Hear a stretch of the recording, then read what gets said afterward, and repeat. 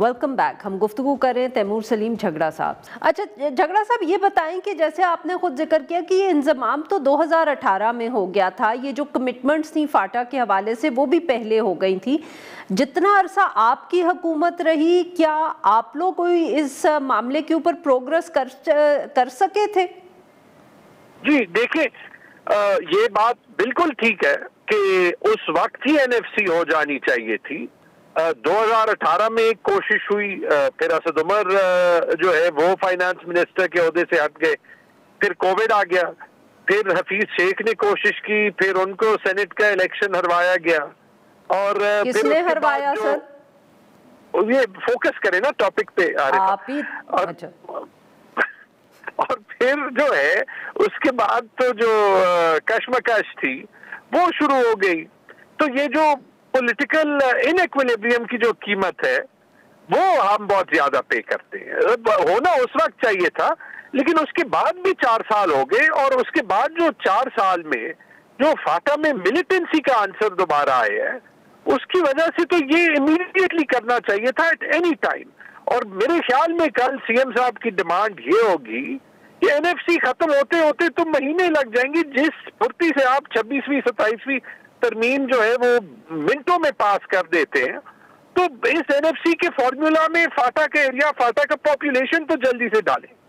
अच्छा मुझे ये बताएं तैमूर साहब के अदर देन द जो फाटा के ऊपर आप लोगों का इशू एक है, मौक़िफ़ है, मुकदमा है, उसको छोड़ के जो ये इस वक्त गुफ्तगू हो रही है जिसमें बार बार हमें ये पैगाम दिया जा रहा है कि एनएफसी को रीनेगोशिएट करने की ज़रूरत है, आप या आपकी जो जमात है इससे इत्तफाक करती है कि आपके ख्याल में ज़रूरत है इसकी?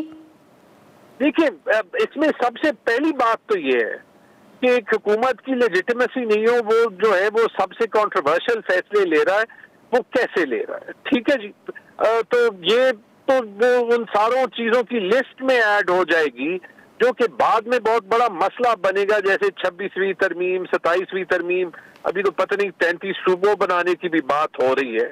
पता नहीं कौन चाहता है कि पाकिस्तान में इतने प्रॉब्लम्स जो है वो बन जाए कि वो फिर हल ही ना हो सके।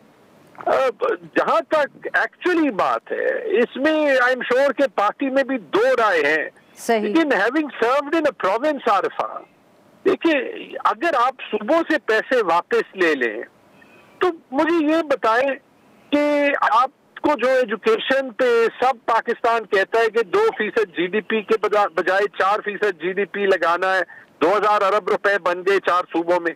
हेल्थ पे जो है वो स्पेंडिंग डबल करनी है, 1000 अरब रुपए बन गए। कल परसों आप और मैं ये पॉपुलेशन समिट में गए थे जहां सब कह रहे थे पॉपुलेशन पे 3 गुना स्पेंडिंग ज्यादा करनी है, 500 अरब रुपए बन गए। आप मुझे बताएं पुलिस पे खर्चा ज्यादा होना चाहिए या कम होना चाहिए? रोड मेंटेनेंस पे खर्चा ज्यादा होना चाहिए या कम होना चाहिए? ये जो वफाक का एक बयानिया है वफाकी हुकूमत का कि जी वफाक के पास पैसे नहीं है, सूबे बहुत कैश रिच है, ये दिस इज अटरली अनट्रू। अच्छा झगड़ा साहब, अगर आप मुझे इजाजत दें यहाँ पूछने की, देखिए ऑब्वियसली एक इसमें दूसरा ये भी आर्ग्यूमेंट है कि चलें आप सूबों के पैसे ना कम करें सूबों के पैसे, पर जो खर्चे कुछ वफाक पे हैं या बोझ जो वफाक पे है वो सूबों की तरफ ट्रांसफर कर दिया जाए, जैसे बेनज़ीर इनकम सपोर्ट प्रोग्राम। इसके ऊपर क्या आपकी खैबर पख्तूनख्वा हुकूमत का क्या स्टैंड है? देखिए, जो इतने specifically Benazir income support programme पे खैबर पख्तूनख्वा हुकूमत का क्या स्टैंड है, मेरे लिए कहना मुश्किल होगा, लेकिन मैं आपको पर्सनल पोजीशन अपनी जो है वो बता दूं। मेरे ख्याल में ये उन चीजों में से है जो फेयरली डिस्कस हो सकता है, but as part of a fair deal.